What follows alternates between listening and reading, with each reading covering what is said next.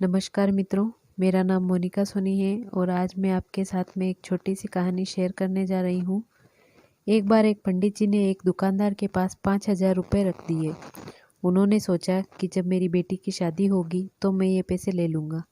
कुछ सालों बाद जब बेटी बड़ी हो गई तो पंडित जी ने उस दुकानदार के पास गए, लेकिन दुकानदार ने नकार दिया और बोला, आपने कब मुझे पैसा दिया था, बताइए, क्या मैंने आपको लिख कर दिया है? पंडित जी उस दुकानदार की इस हरकत से बहुत ही परेशान हो गए और बड़ी चिंता में डूब गए। फिर कुछ दिनों के बाद पंडित जी को याद आया कि क्यों न राजा से इसके बारे में शिकायत कर दूं, ताकि वे कुछ फैसला कर देंगे और मेरा पैसा मेरी बेटी के विवाह के लिए मिल जाएगा। फिर पंडित जी राजा के पास पहुंचे और अपनी फरियाद सुनाई। राजा ने कहा, कल हमारी सवारी निकलेगी और तुम उस दुकानदार की दुकान के पास ही खड़े रहना। दूसरे दिन राजा की सवारी निकली। सभी लोगों ने फूल मालाएं पहनाई और किसी ने आरती उतारी। पंडित जी उसी दुकान के पास खड़े थे। जैसे ही राजा ने पंडित जी को देखा तो उसने उन्हें प्रणाम किया और कहा, गुरुजी, आप यहाँ कैसे? आप तो हमारे गुरु हैं। आइए इस बग्गी में बैठ जाइए। वो दुकानदार यह सब देख रहा था। उसने भी आरती उतारी और राजा की सवारी आगे बढ़ गई। थोड़ी दूर चलने के बाद राजा ने पंडित जी को बग्घी से नीचे उतार दिया और कहा, पंडित जी, हमने आपका काम कर दिया है, अब आगे आपका भाग्य।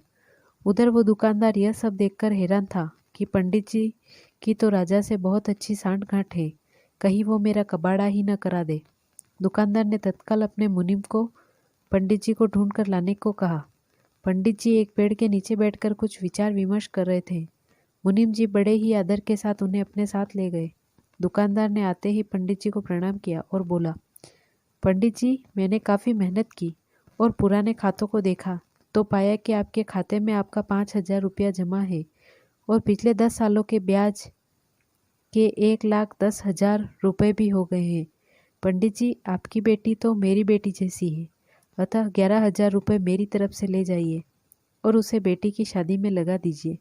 इस प्रकार उस दुकानदार ने पंडित जी को 1,21,500 रुपये देकर बड़े ही प्रेम के साथ विदा किया।